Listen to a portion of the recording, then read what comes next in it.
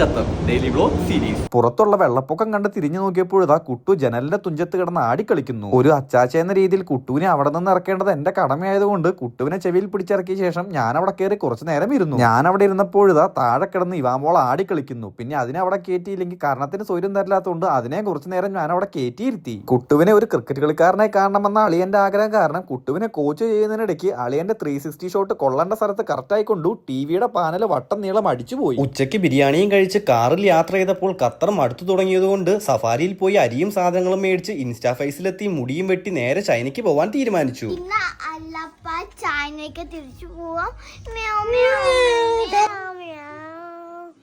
മോളെന്നാ ആത്മാർത്ഥമായിട്ട് കരയുവാ മോളെ.